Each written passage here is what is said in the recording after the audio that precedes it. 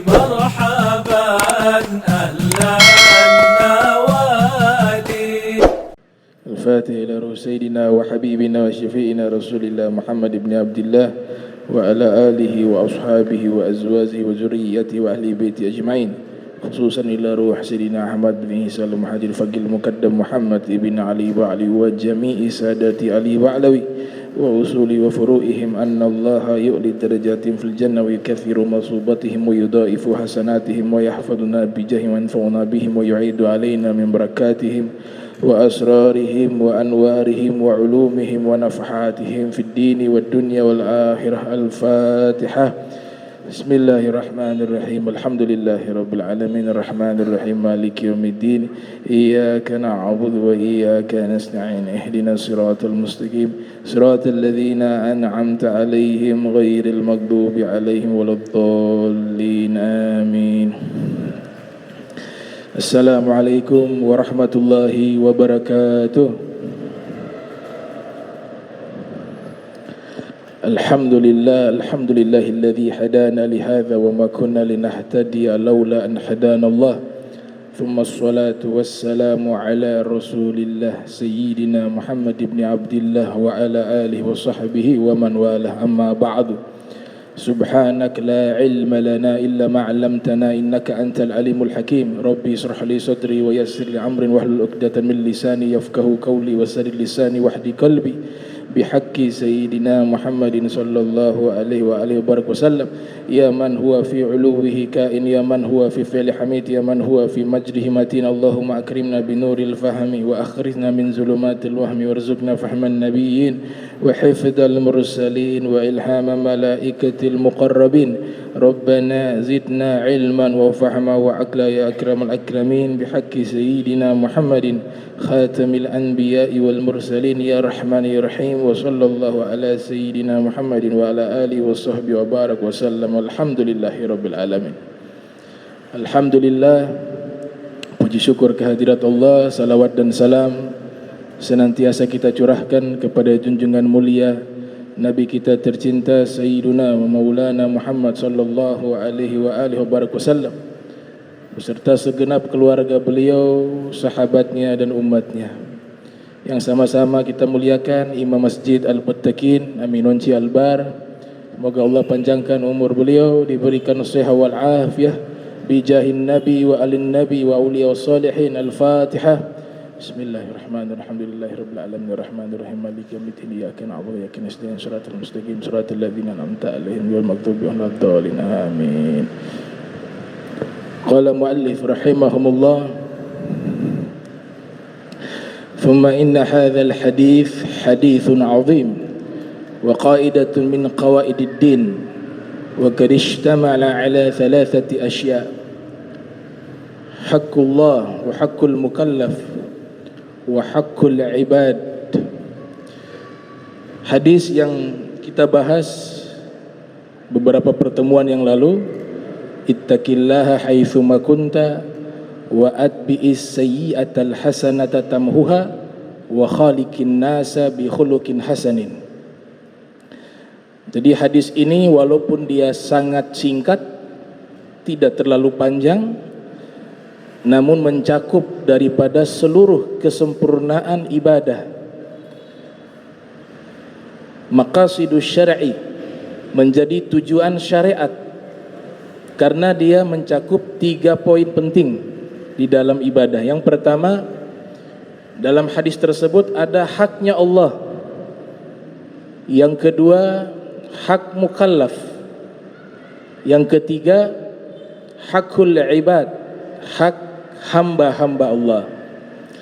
Haknya Allah ada di dalam sabda Nabi, fa haitsu ma kunta fattaqihi, dimanapun kalian berada bertakwalah kepada Allah subhanahu wa ta'ala. Ini mencakup hakullah, haknya Allah. Kemudian yang kedua, wa amma haqqul mukallaf fahuwa itba'us sayyi'ati bil hasanah, yaitu mengikuti kesalahan dengan bertaubat atau mengikuti kesalahan dengan berbuat baik.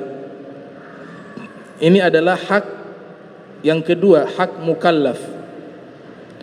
Yang ketiga, wa amma haqqul ibad, hak hamba, fahuwa mu'asyaratahum bil akhlaqil hasanah. Dia bergaul dengan sesama manusia menggunakan akhlak yang baik. Berarti hadis ini sudah mencakup hablun minallah, hablun minan nas. Bahkan ditambah lagi hablun min nafsi. Hubungan dengan Allah, hubungan ibadah dengan sesama manusia. Yang ketiga terhadap dirinya sendiri. Maka ini hadis yang menjadi asas di dalam ajaran agama Islam. Ada salah satu kitab yang sangat luar biasa membahas tentang maqasidus syar'i, karya Izzuddin Ibn Abdis Salam, Al-Imam Tajuddin As-Subki yang lahir tahun 727 Hijriah. Di dalam kitab Tabaqatus Syafi'iyyatil Kubra, beliau menyatakan julukan daripada Izzuddin Ibn Abdis Salam Sultanul Ulama. Apa arti dari Sultanul Ulama? Rajanya para ulama. Beliau bermazhab Syafi'i, imam besar di dalam mazhab Syafi'i. Satu kitab beliau membahas tentang substansi Allah menurunkan hukum bagi hamba-hambanya, disebut dengan Al-Maqasidus Syar'iyyah. Kitab yang beliau bahas masalah tersebut beliau berikan judul Al-Fawaid fi Ikhtisaril Maqasid. Al-Fawaid fi Ikhtisaril Maqasid, atau terkenal dengan Al-Qawaidu Sughra. Al-Qawaidu Sughra. Jadi ada dua kitab beliau. Yang pertama Al-Qawaidul Kubra, kaedah-kaedah besar. Yang kedua Al-Qawaidu Sughra, kaedah-kaedah kecil. Di dalam kitab tersebut juga dikembangkan rumusan-rumusan pengambilan hukum dan hikmah adanya hukum syariat. Hikmah adanya hukum syariat. Adapun rumusan-rumusan kita kenal dengan bidang usul fikih atau al-qawaidu fiqhiyah. Di antara kitab terbaik yang membahas tentang masalah ini karya Imam Tajuddin As-Subki berjudul Jam'ul Jawami'. Kemudian dalam tafsir yang membahas tentang al-maqasidus syar'iyyah, tafsir Al-Quran yang sangat khusus membahas masalah tujuan-tujuan syariat, atau kita sebut dengan al-maqasidus syar'iyyah, yaitu tafsir berjudul At-Tahrir wa Tanwir, karya seorang ulama yang ada di Tunisia, Madrasah Zaituniyah, bernama Ibnu Ashur. Ini kitab sangat baik membahas tentang al-maqasid asy-syar'iyyah. Juga kitab seorang ulama Andalus, Spanyol. Dulu Spanyol namanya Andalus. Namanya Imam Syatibi. Jadi Imam Syatibi ini ada ulama kurang lebih 4 orang atau 3 orang yang namanya Imam Syatibi. Nah, Imam Syatibi salah satu ulama usul fikih, mengarang kitab berjudul Al-Muwafaqat. Kitab ini juga kitab yang menjadi acuan di dalam ilmu usul fikih, dan juga Al-Maqasidus Syar'iyyah. Ini beberapa kitab yang membahas tentang Al-Maqasidus Syar'iyyah. Jadi kita harus tahu kenapa Allah tetapkan hukum kepada kita. Hukum ini berlaku kepada kita ketika sudah mukallaf. Apa itu mukallaf? Al-Islam, dia beragama Islam. Yang kedua, al-aqil, dia berakal sehat. Yang ketiga, al-buluk, sudah usia balik. Ditambah oleh ulama salamatul khawas. Salamatul khawas, ketika dia lahir dalam keadaan sehat. Kalau dia terlahir matanya, mohon maaf, matanya buta, telinganya tuli, kemudian bisu, ini tidak mungkin dia bisa belajar. Dia tidak kena beban hukum syariat. Kalau hanya buta saja tetap kena hukum syariat kalau dia sudah mukallaf karena masih bisa menggunakan pendengaran. Dia tuli juga masih bisa karena masih bisa menggunakan penglihatan. Tapi kalau buta dan tuli itu sangat sulit dan tidak bisa untuk dipaksa dia mengetahui pengetahuan ilmu agama sehingga tidak kena beban syariat. Nah, itu yang namanya mukallaf. Bebannya namanya taklif. Mukallaf bebannya namanya taklif. Al-maqasidus syar'iyyah dia membahas tentang 5 hal. Jadi tujuan daripada hukum syariat itu tujuannya 5. Yang pertama hifdzuddin, menjaga agama. Yang kedua hifdzul nafs, menjaga jiwa. Yang ketiga hifdzul aql, menjaga akal. Yang keempat hifdzun nasl, menjaga kehormatan atau turunan. Yang kelima adalah hifdzul mal, menjaga harta. Jadi tujuan syariat dia kembali ke 5 hal tersebut. Menjaga agama, menjaga akal, menjaga jiwa, menjaga kehormatan, menjaga harta. Kita diperintahkan oleh Allah Subhanahu wa taala menjaga akal. Jangan dirusak itu akal. Maka diharamkanlah khamar. Minuman keras merusak akalnya. Narkoba merusak akalnya. Maka diharamkan. Kemudian merampok, mencuri, merusak hartanya orang. Agama Islam hadir hifdzul mal, menjaga harta. Tidak boleh diambil tanpa ada haknya. Dan seterusnya, menjaga jiwa, tidak boleh kita menghilangkan nyawa seseorang secara zalim. Jadi tujuan syariat 5 hal itu. Kemudian dinyatakan oleh Ibnu Khaldun, hukum ini ada karena manusia itu pasti hidup berkelompok. Manusia tidak bisa hidup sendiri. Dalam hukum fikih kita kenal dengan fardu kifayah. Dalam hukum saja ada yang namanya fardu kifayah. Terlibatnya banyak orang di dalam hukum tersebut. Fardu kifayah. Ibnu Khaldun, seorang sosiolog, seorang kritikus sejarah, pakar ilmu psikologi. Ini ulama bernama Ibnu Khaldun. Beliau lahir pada tahun 732 Hijriah dan beliau diwafatkan oleh Allah Ta'ala pada tahun 808 Hijriah. Di dalam kitab Muqaddimah, prolog beliau katakan al-insan ijtima'iyun bitab'ihi. Al-insan ijtima'iyun bitab'ihi. Manusia secara tabiat hidup secara sosial. Itu tabiatnya manusia. Kita sering baca surat An-Nas. Surat An-Nas. Manusia di dalam bahasa Al-Quran disebut dengan An-Nas, disebut dengan Al-Insan, disebut dengan Al-Bashar, yang memiliki arti manusia. An-Nas dijelaskan oleh pakar bahasa seperti Al-Imam Ibnu Manzur dalam kitabnya Lisanul Arab, dan juga Al-Imam As-Sayyid Muhammad Murtada Az-Zabidi dalam kitab Tajul Arus min Jawahiril Qamus, juga Al-Imam Fairuz Abadi dalam kitabnya Al-Qamus Al-Muhit. Mereka mengatakan jika manusia Allah sebutkan dengan bentuk kata An-Nas, itu mencakup makna manusia adalah makhluk sosial. Manusia adalah makhluk sosial. Jika kata yang digunakan al-insan, manusia adalah makhluk yang berintelektual. Al-insan.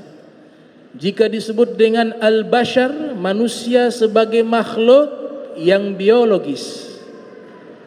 Biologis, butuh makan, butuh minum, berkembang biak dengan pernikahan yang sah dan seterusnya. Karena 3 aspek inilah manusia disebut dengan laqad khalaqnal insana fi ahsani taqwim.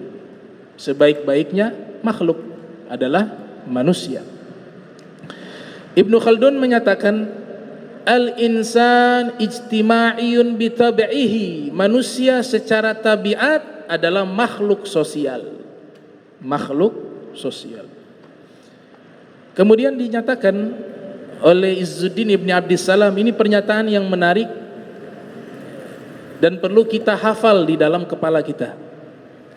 Beliau mengatakan dalam kitab Al-Fawaid fi Ihtisaril Qawaid, seluruh hukum Islam dia hanya kembali ke 2 poin. Kita berbicara hukum Islam secara fikih, kita kenal ada namanya wajib. Apa itu wajib atau fardu? Ma yuthab ala fi'lihi wa yu'aqab ala tarkihi. Kalau kita lakukan dapat pahala. Namun konsekuensinya jika kita tidak lakukan, kita tinggalkan, dapat dosa. Wajib. Ada yang kedua namanya sunnah. Ma yuthab ala fi'lihi wa la yu'aqabu ala tarkihi. Kalau kita lakukan dapat pahala. Namun jika kita tidak lakukan, tidak mendapat dosa. Ada yang ketiga namanya mubah. Ma la yuthab ala fi'lihi wa la yu'aqab ala tarkihi. Kalau kita tidak lakukan, kita tidak dapat pahala. Kita tinggalkan juga tidak mendapat dosa, mubah. Ada yang keempat namanya makruh. Ma yuthabu ala tarkihi wa la yu'aqabu ala fi'lihi. Makruh artinya jika kita tinggalkan dapat pahala, namun jika kita lakukan tidak mendapat dosa. Yang kelima namanya haram. Haram itu melakukan mendapat dosa, meninggalkan mendapatkan pahala. Ma yu'aqab ala fi'lihi wa yuthabu ala tarkihi. Kalau kita lakukan dapat dosa haram, namun jika kita tinggalkan mendapatkan pahala. Hukum yang kedua lagi ditambah oleh ulama seperti Ibnu Ruslan dalam kitab Zubat, sah dan batal. Jadi hukum Islam secara keseluruhan 7. Wajib, sunnah, makruh, mubah, haram, sah, batal. Jadi 7 ini saja yang menjadi standar hukum. Nah di 7 hukum ini dia hanya kembali ke 2 poin. Apa itu? Jalbu masalih. Yang pertama, menarik kebaikan, mendatangkan kebaikan di dunia dan di akhirat. Yang kedua, darul mafasid, menolak keburukan. Jadi hukum yang 7 itu hanya kembali ke 2 hal itu. Kemudian 2 hal ini menjadi asas dalam ilmu al-qawaid al-fiqhiyah. Dia terangkum di dalam 1 kata. Jadi hukum yang begitu panjang. Kita berbicara hukum fikih, ada fikih ibadah. Fikih ibadah berkaitan dengan ibadah kita. Mulai dari wudu, bab thaharah, kemudian naik salat, mandi wajib, mandi sunnah, tayamum, menghilangkan najis, kemudian naik lagi ke atas zakat, kemudian puasa, kemudian haji. Itu namanya fikih ibadah. Naik ke poin kedua atau derajat kedua namanya fiqhul muamalah, fikih interaksi sosial.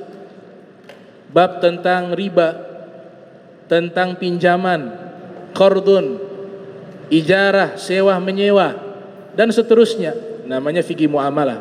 Yang ketiga namanya fiqhul munakahah, fikih tentang pernikahan, hukum cerai, ijab kabul, zihar, ila, dan seterusnya.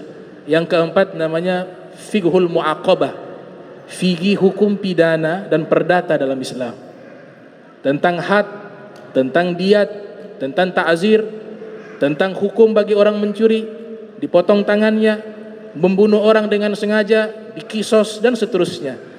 Nah, 4 daripada pembagian fikih ini dan seluruh rangkaian hukumnya dia kembali kepada 1 kata, Apa itu? Kalimatul al-ihsan. Kembali ke al-ihsan.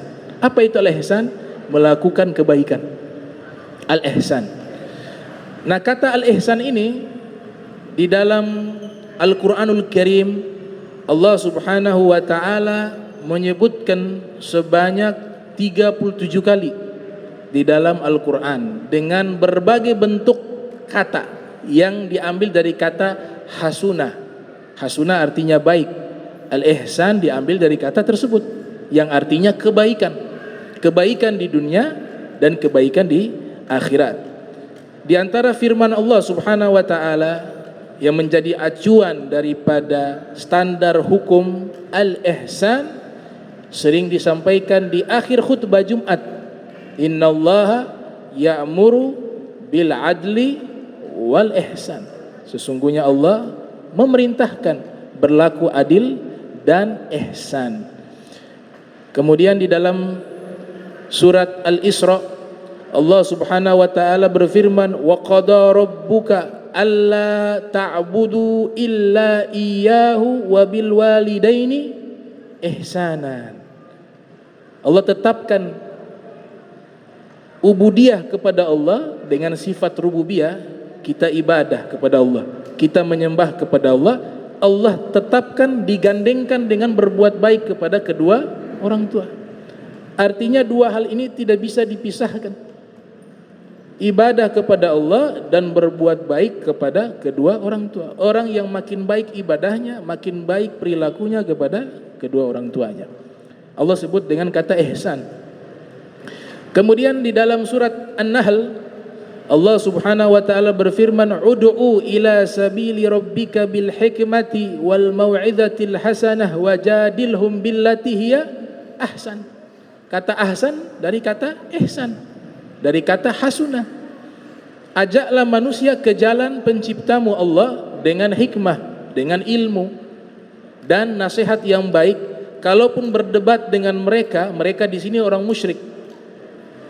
Berdebat dengan mereka, maka debatlah mereka dengan cara ahsan. Jadi semua ajaran Islam kembali ke satu kata, al-ihsan. Di firman yang lainnya di surat An-Nisa Allah Subhanahu wa taala berfirman, ya ayyuhalladzina amanu atiiullaha wa atiiur rasul wa ulil amri minkum fa in tanaza'tum fi syai'in farudduhu ila Allahi wa rasul in kuntum tu'minuna billahi wal yaumil akhir dzalika khairun wa ahsanu ta'wila. Sebaik-baiknya takwil. Kata ahsan sebaik-baiknya itu adalah kata ihsan. Jadi semua kalau kita baca Al-Qur'an sifatnya kebaikan dan menolak keburukan, tujuannya satu, agar mendatangkan al-ihsan. Di surat Al-Qasas juga demikian. Allah Subhanahu wa taala berfirman, wabtagi fima atakallahu daral akhirah wala tansa nasibaka minad dunya wa ahsin kama ahsanallah ilaika. Wa ahsin, dan berbuat ihsanlah kalian sebagaimana Allah berbuat ihsan kepada engkau. Wala tabgil fasad fil ard, jangan melakukan keburukan di bumi. Dia kembali ke dua rumusan tadi, jalbul masalih wa darul mafasid, mendatangkan kebaikan dan menolak keburukan. Kemudian di surat Ar-Rahman, hal jazahul ihsan illal ihsan. Tidaklah kebaikan yang kita lakukan melainkan pasti dibalas dengan kebaikan. Jadi itu harus kita ingat. Hukum Islam secara keseluruhan kembali ke dua, yaitu memunculkan kebaikan dan menolak keburukan. Kemudian seluruhnya ini, dua poin ini kembali ke satu kata, yaitu al-ihsan. Nah sekarang kita pahami apa itu al-ihsan. Yang Allah maksudkan al-ihsan itu apa? Ulama menyimpulkan al-ihsan yaitu kita sudah melaksanakan hak yang Allah wajibkan kepada kita? Kita melaksanakan hak yang Allah wajibkan kepada kita. Yang pertama, hakullah, haknya Allah, itu yang pertama. Yang kedua, hukukul ibad, hak sesama hamba Allah. Yang ketiga, hakul insan li nafsihi, haknya manusia terhadap dirinya sendiri. Yang keempat, hukukul bahaim alal ibad, haknya hewan bagi hamba. Jadi kita punya sebagai hambanya Allah itu wajib melaksanakan haknya hewan. Jadi hewan juga punya hak yang wajib kita laksanakan. Yang pertama, hak Allah. Apa sih haknya Allah? Di sini dibahas panjang lebar oleh ulama. Banyak haknya Allah itu banyak. Saya ambil 2 poin yang terpenting. Yang pertama, haknya Allah la tusyriku bihi syai'a. Tidak boleh mengsekutukan Allah dengan apapun. Kadang-kadang kalimat ini salah dipahami sehingga nanti muncul mudah mensyirikkan orang. Jadi harus tahu dulu apa itu syirik. Syirik itu apa? Kita baca di dalam terminologi para pakar bahasa Arab, karena kata syirik diambil dari bahasa Arab. Syirik artinya beribadah kepada Allah. Kita ibadah kepada Allah, tapi juga kita ibadah kepada Tuhan yang lainnya. Itu namanya syirik. Orang-orang yang melakukan kesyirikan disebut dengan musyrik. Musyrik yang melakukan kesyirikan disebut dengan musyrik. Man abadallaha ma'a ghairihi. Orang musyrik beribadah kepada Allah namun dengan tuhan-tuhan lainnya.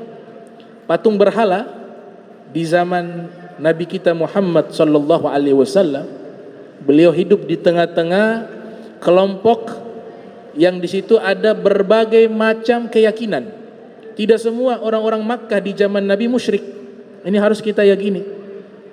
Ada di antara mereka mengikuti millatu Ibrahim, mengikuti agamanya Nabi Ibrahim. Di sini adalah keluarga Nabi Muhammad, ayah Nabi Muhammad, ibundanya Nabi Muhammad, kakek Nabi Muhammad, paman Nabi Muhammad sebagiannya. Mereka mengikuti millatu Ibrahim. Kelompok kedua, Nasrani, ahli kitab, ada Waraqah bin Naufal, Nasrani. Kelompok ketiga, mereka penyembah berhala, kaum musyrikin. Berhala yang ada di Makkah, khususnya di sekitar Ka'bah, disebutkan oleh Dr. Said Ramdan Al-Buti, ada 300 lebih berhala. Tapi hakikatnya mereka menyembah kepada Allah. Akan tetapi mereka menyembah juga kepada berhala dan meyakini berhala adalah Tuhan. Itu yang namanya syirik. Maka di dalam surat Luqman, la in sa'altahum man khalaqas samawati wal ard la yaqulunna Allah. Seandainya engkau bertanya kepada mereka, orang-orang musyrik, siapa yang menciptakan langit dan bumi, pasti mereka mengatakan Allah. Jadi mereka tetap menganggap Allah sebagai Tuhan. Namun pelaksanaan ritual ibadahnya dan keyakinan bahwa ada serikat di dalam ketuhanannya Allah, maka disembahlah patung-patung lainnya. Itulah yang namanya syirik. Tapi kalau tawasul bukan syirik. Tawasul kita membawa sesuatu yang dicintai oleh Allah, tapi tujuannya kepada Allah. Kalau tujuannya kepada benda yang kita yakini bisa memberikan mudarat, bisa memberikan manfaat, dan kita yakini dan kita melakukan satu ritual khusus beribadah kepada sesuatu tersebut, itu yang namanya syirik. Sehingga Nabi kita Muhammad sallallahu alaihi wasallam di dalam beberapa riwayat disebutkan oleh Al-Imam Ibnu Hajar Al-Asqalani, ada sahabat namanya Bilal, ya Bilal Al-Muzani. Bilal Al-Muzani ini di masa khilafah Umar bin Khattab Masa paceklik hujan tidak turun, beliau datang ke kuburan Nabi Muhammad, kemudian mengatakan, ya Rasulullah, di hadapan kuburan Nabi, umatmu dalam keadaan kekeringan, tolong berdoa kepada Allah agar Allah turunkan hujan. Ini bukan syirik, tujuannya kepada Allah, tapi perantara Nabi Muhammad sebagai orang yang paling dicintai oleh Allah bisa menjadi jalan diijabahnya permintaan tersebut. Apa yang terjadi?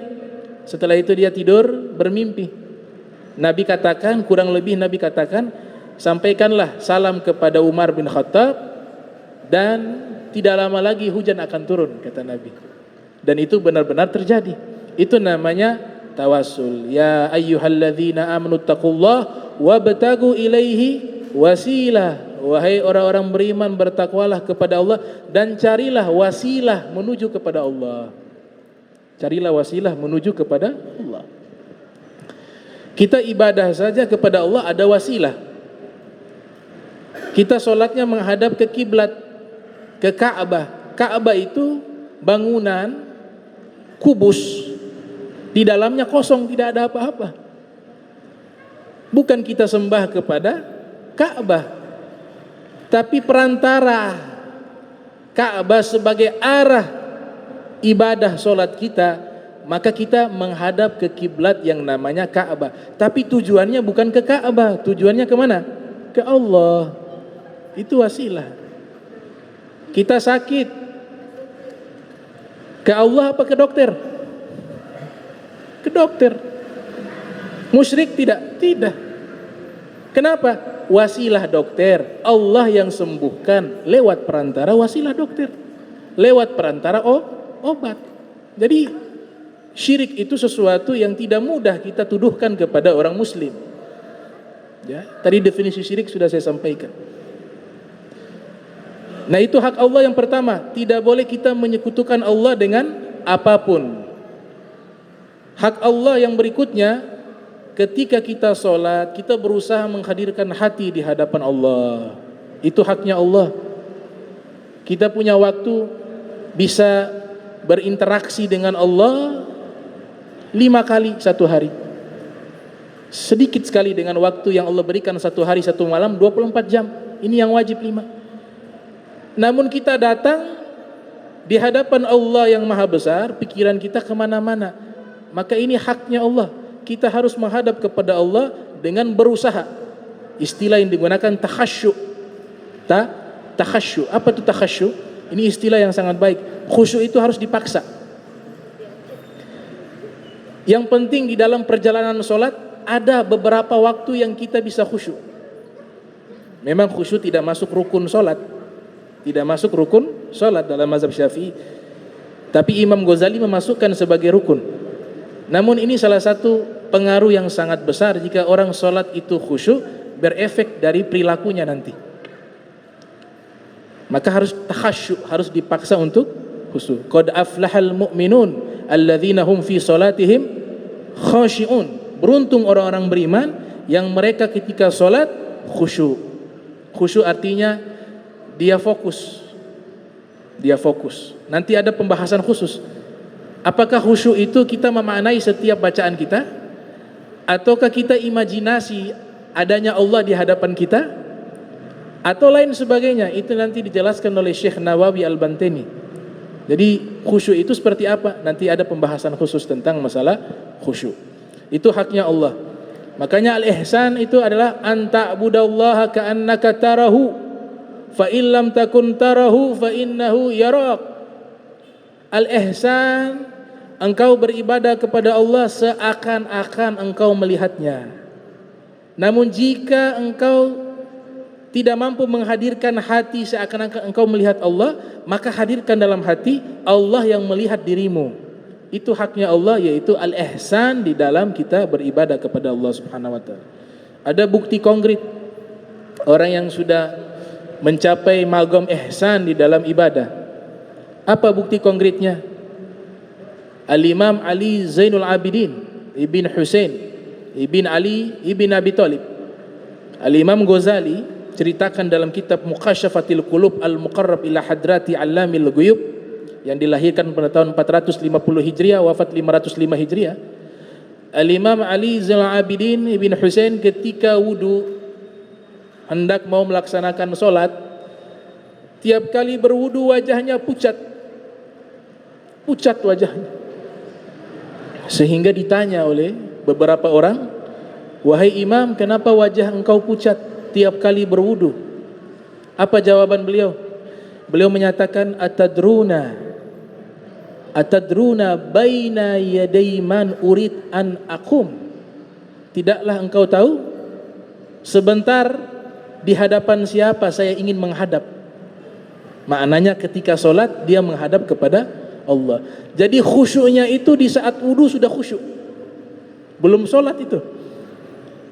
Nah ini takhasyuk ini harus kita bangun. Ya, kita harus paksa. Dia tidak datang secara gratis. Dia perlu paksaan. Dan Imam Ghazali menyatakan khusyuk itu juga pengaruh dengan aktivitas sehari-hari. Kalau satu hari penuh kerjaannya lalai, 6 jam, 7 jam nonton televisi, main game, gak ada isi ritual ibadah di situ, maka sangat sulit menghadirkan khusyuk dalam solat. Jadi khusyuk itu punya pengaruh juga aktivitas kehidupan. Coba kita latihan 1 hari saja agar kita bisa tahu tuh bagaimana rasanya khusyuk. 1 hari kita habiskan untuk ibadah. Bangun pagi baca Al-Quran, kemudian baca wirid, baca kitab-kitab para ulama, terjemahan juga tidak apa-apa, kisah Rasulullah, kisah orang soleh. Kemudian kita mulai lagi solat sunnah. Maka ketika solat wajib itu akan terasa berbeda dengan waktu yang kita gunakan isinya kelalaian, akan terasa berbeda. Maka Imam Ghazali mengatakan khusyuk itu dia bisa hadir jika aktivitas kita lebih banyak di dalam ibadah. Itu akan membantu khusyuk di dalam solat. Itu haknya Allah Subhanahu wa ta'ala. Yang kedua, hak Allah ini masih satu. Haknya Allah tidak bisa terpisah dengan hak Nabi Muhammad sallallahu alaihi wasallam. Jadi ketika kita melaksanakan hak Allah, kita juga wajib melaksanakan hak Nabi Muhammad. Dan hak Nabi Muhammad sangat banyak. Jadi jangan pikir Islam hanya sholat, setahun zakat, setahun puasa Ramadan, punya uang naik haji, hanya sebatas di situ. Tidak. Ada hak-hak yang wajib kita tunaikan, terutama hak Nabi Muhammad sallallahu alaihi wasallam. Kalau ingin kita tahu haknya Nabi Muhammad, ada ulama bernama Al-Imam Al-Qadi Ibn Iyad Al-Andalusi Al-Maliki. Beliau sudah mengarang satu kitab berjudul Asy-Syifa li Hukukil Mustafa. Kitab itu sudah membahas secara spesifik apa saja hak-haknya Nabi Muhammad sallallahu alaihi wasallam yang wajib ditunaikan oleh umat Nabi Muhammad. Baca kitab itu, Asy-Syifa, karya Imam Qadi Iyad. Hak yang kedua, hakul ibad, hak sesama hamba Allah, hak sesama manusia. Jadi manusia punya hak juga. Kita punya hak dengan tetangga, kita punya hak kepada sesama kaum muslimin, dan kita juga punya hak yang wajib kita tunaikan kepada manusia. Hakul ibad, kita kenal dengan istilah yang populer, hablum minan nas. Itu hablum minan nas maknanya hakul ibad, hak kita kepada hamba Allah Subhanahu wa ta'ala. Ada ungkapan yang dinyatakan oleh seorang sufi bernama Yahya bin Mu'az Ar-Razi. Beliau mengatakan, ini substansi daripada pelaksanaan hak kepada sesama hamba Allah. Beliau mengatakan begini, idza la tastati' an yanfa'a al-mu'minin fala tadurrahum. Kalau engkau tidak mampu memberikan kebaikan dan manfaat kepada manusia, dan khususnya kepada orang-orang beriman, maka jangan memberikan bahaya dan jangan mengganggu mereka. Itu. Jadi kalau kebaikan kita tidak mampu, Jangan ganggu orang. Jangan ganggu orang. Di antaranya mengganggu orang knalpot motor. Ya, dia mengganggu. Berapa banyak orang itu kalau lewat. Ada anak bayi, ada orang sakit, ada orang tua, ada orang tidur. Ini hati-hati ini. Misalnya ada 10, 20 orang, 30 orang sudah tidak kuat, dia sumpah. Bisa bahaya. Bisa diijabah oleh Allah Ta'ala. Di antaranya juga terjadi di zaman Nabi kita Muhammad sallallahu alaihi wasallam. Ini kisah diriwayatkan oleh ulama-ulama ahli hadis dan ahli sejarah. Di antaranya Ibnu Athir dalam kitabnya Usudul Ghabah fi Ma'rifati Sahabah, juga dikisahkan oleh Imam At-Tabrani dalam kitab Ma'ajim beliau yang lahir tahun 260 Hijriah, wafat 360 Hijriah. Jadi di zaman Rasul sallallahu alaihi wasallam ada anak yatim piatu. Anak yatim piatu. Punya harta hanya sebidang tanah, kecil tanahnya, tidak besar. Nah, di samping tanah anak yatim piatu ini ada orang punya pohon korma tumbuh sampai masuk ke tanah anak yatim piatu itu. Anak yatim piatu ini ingin membuat pagar di tanahnya. Tapi ketika membuat pagar ternyata terhalang oleh satu pohon korma. Gak bisa dibuat pagar. Pohon korma ini masuk ke tanahnya anak yatim tersebut. Maka dia datangi pemilik pohon korma itu. Dia minta izin, ini pohon kormanya kamu sudah masuk ke tanah saya mau buat pagar, kalau boleh ditebang. Yang punya pohon korma tidak mau. Oh, saya tidak mau tebang itu pohon korma. Ini sudah tumbuh, sudah lama.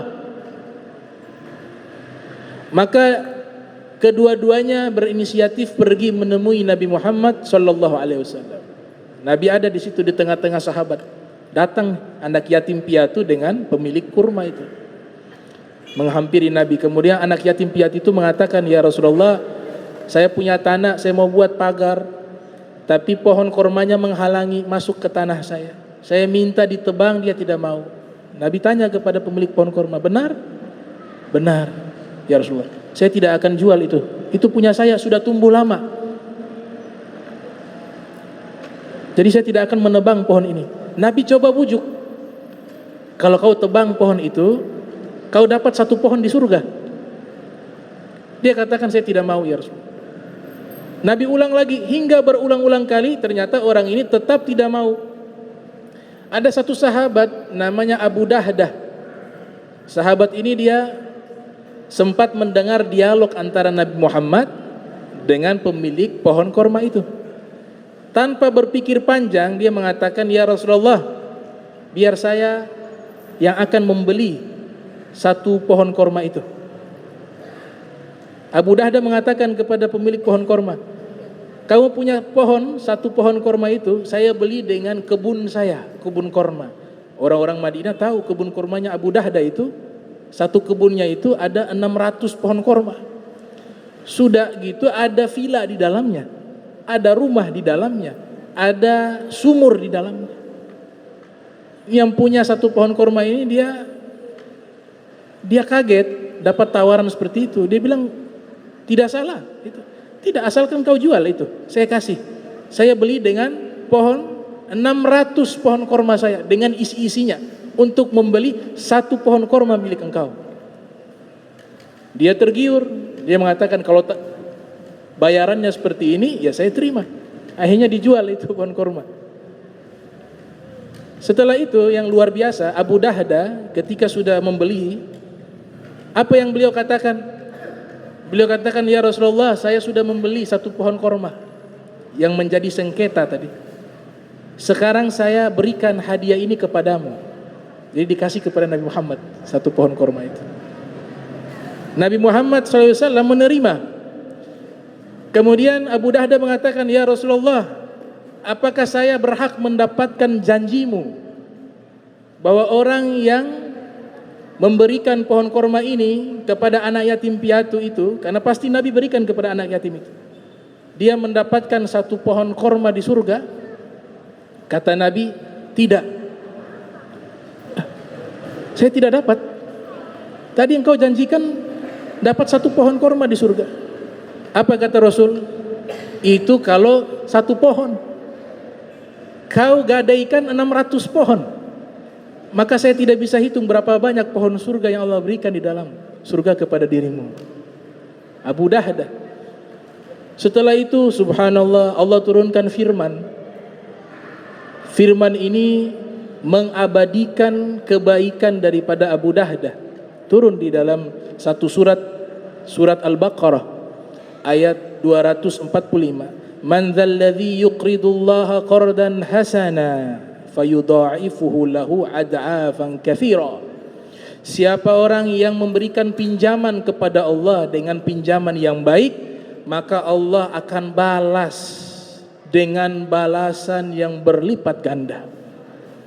Para ahli Al-Quran, Al-Imam Al-Wahidi Naisabur dalam kitabnya Asbabun Nuzul, Al-Imam As-Suyuti dalam kitab Lubabun Nuqul fi Asbabin Nuzul, mereka menyatakan bahwa ayat ini Allah turunkan khusus untuk Abu Dahdah.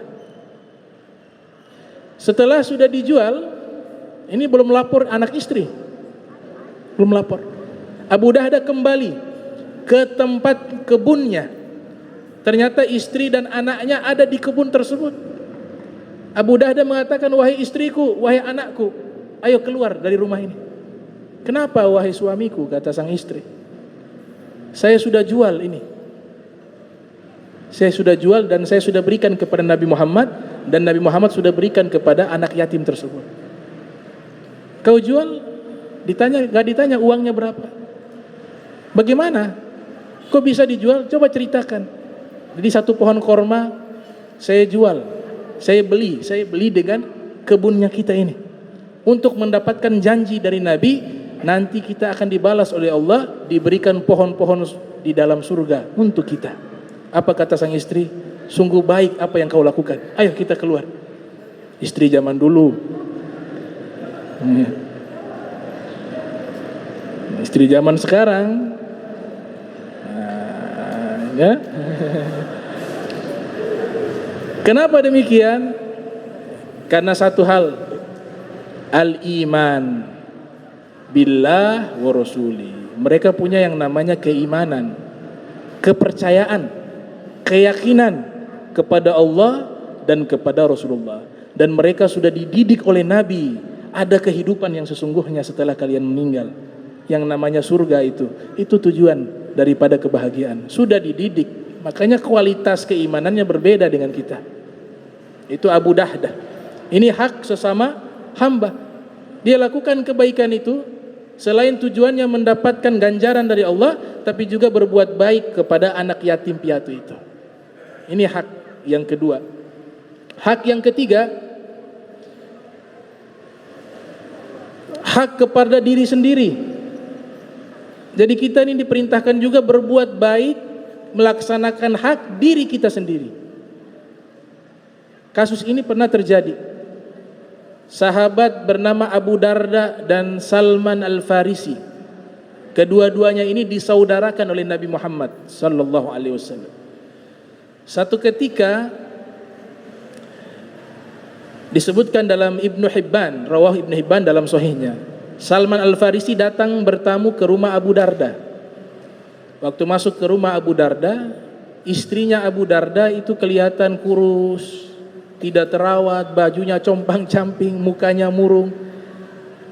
Kemudian Salman Al-Farisi bertanya, wahai istrinya Abi Darda, kenapa engkau bisa seperti ini keadaannya? Kata sang istri Abi Darda ini menyatakan, tanya kepada sahabatmu itu. Dia sudah tidak peduli dengan dunia. Dia hanya sibuk ibadah, tidak memperhatikan lagi kepada kami. Oh, kata Salman Al-Farisi, kalau begitu saya mau cari tahu apa yang dilakukan oleh Abu Darda. Minta izin menginap 1 malam di rumah Abu Darda. Ketika sampai ke dalam rumah, Abu Darda melihat kedatangan Salman Al-Farisi, dijamulah Salman Al-Farisi, diberikan hidangan makanan. Tapi Abu Darda tidak makan. Kata Abu Darda, saya puasa, kamu saja yang makan. Salman Al-Farisi mengatakan, saya tidak akan makan kecuali kamu juga makan. Maka Abu Darda ikut makan. Riwayat mengatakan, saking kuatnya ibadah Abu Darda, puasanya setiap hari, sholat tahajudnya tidak pernah dia lewatkan setiap malam, dan sepanjang malam tidak pernah tidur, diisi dengan ibadah sampai sholat subuh. Habis sholat subuh ibadah lagi, dia penuhi waktunya dengan ibadah. Itu satu kebaikan sebenarnya, melakukan aktivitas ibadah. Kemudian Salman Al-Farisi tidur di malam itu, dia melihat Abu Darda bangun, sholat, tidak ada tidur. Ya Abu Darda, tidur sedikit. Abu Darda tidak enak, akhirnya tidur. Tidak lama bangun lagi, sholat lagi, sampai subuh. Salman Al-Farisi mendapatkan informasi bahwa Abu Darda melakukan ritual ibadah seperti ini setiap harinya, setiap hari, sampai dia sudah wajahnya sudah pucat, sudah lesu, kecapean, tapi dipaksa. Ada kalimat yang luar biasa. Tiba waktu subuh, selesai ibadah, kedua-duanya sholat di masjid Nabi sallallahu alaihi wasallam. Kemudian kembali lagi ke rumah Abu Darda. Salman Al-Farisi menyatakan kepada Abu Darda, wahai Abu Darda, sesungguhnya Allah punya hak, dirimu punya hak, istrimu punya hak, matamu punya hak, tubuhmu punya hak. Maka wajib berikan kepada semuanya itu haknya masing-masing.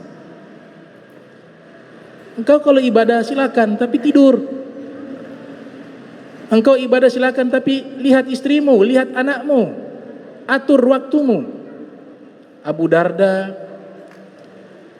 lapor ucapannya Salman Al-Farisi, mengadu kepada Nabi sallallahu alaihi wasallam.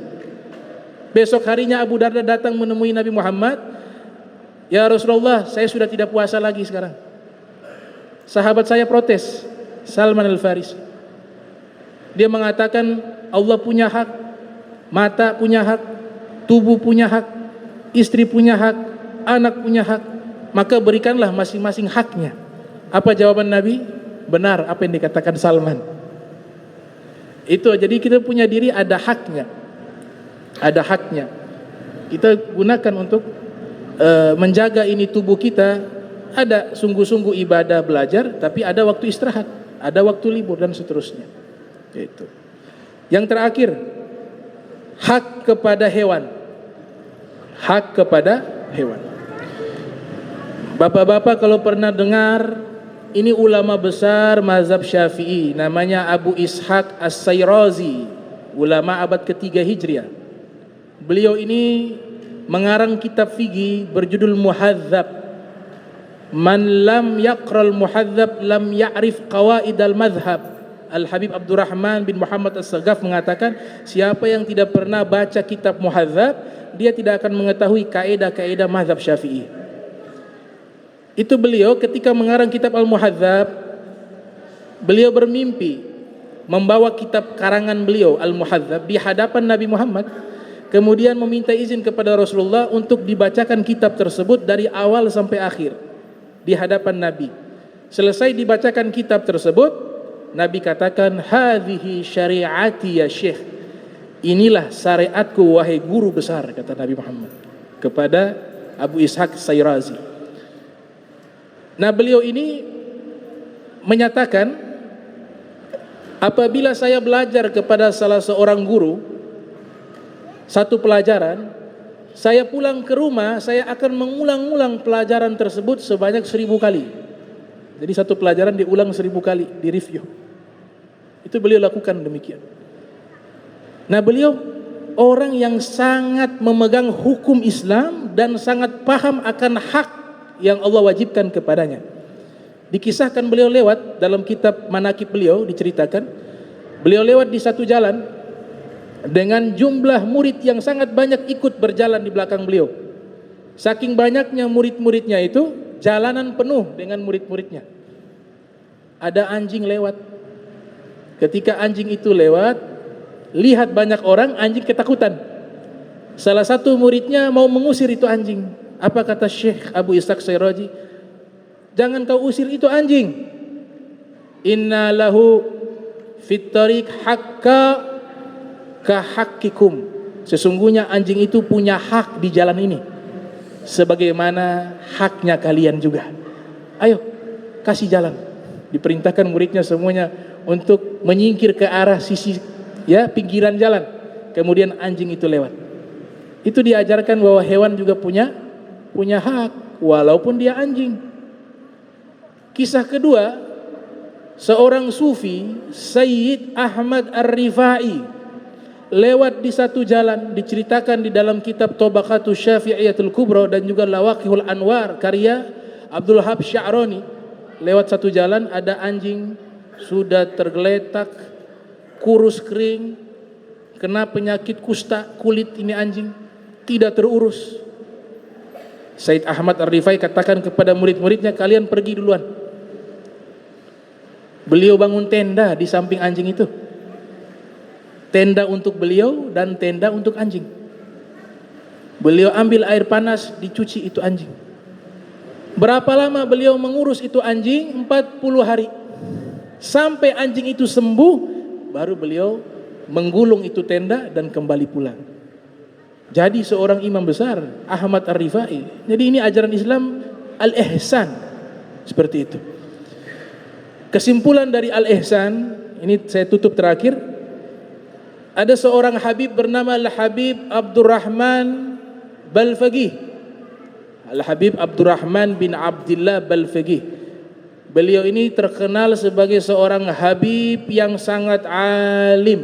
Sampai Imam Haddad, guru beliau, pengarang Ratibul Haddad, Al-Habib Abdullah bin Alwi bin Muhammad Al-Haddad, memberikan julukan kepada beliau Allamatud Dunya, orang yang paling alim sedunia di zaman itu.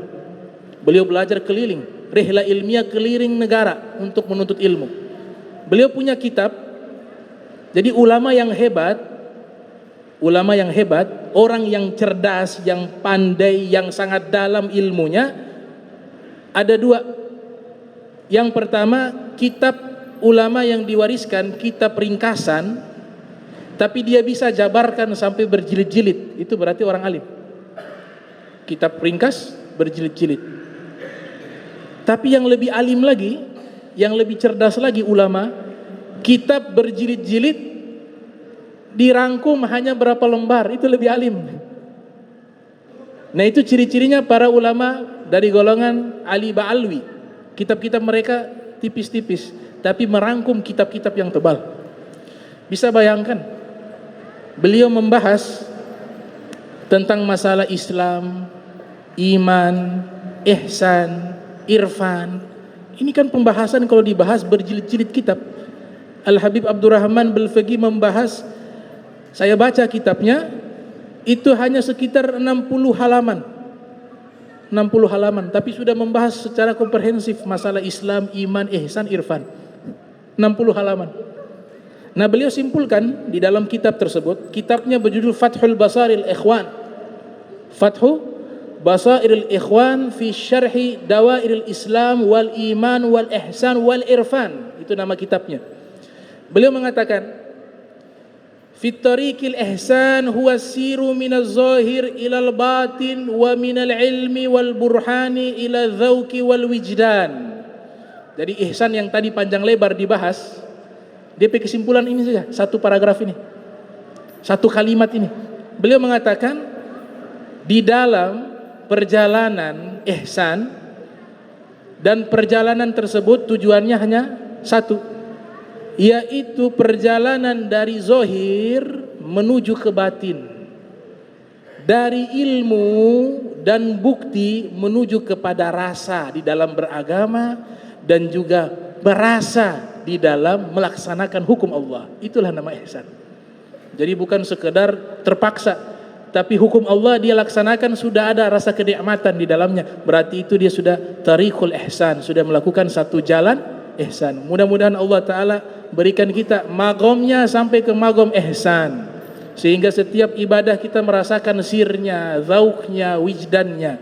Amin ya rabbal alamin. Allahumma jam'ana hadza jam'a marhuma wa tafarraqana min ba'di tafarraqa ma'suma wa la taj'al minna wa la minna syaqiyya wa la mahruma.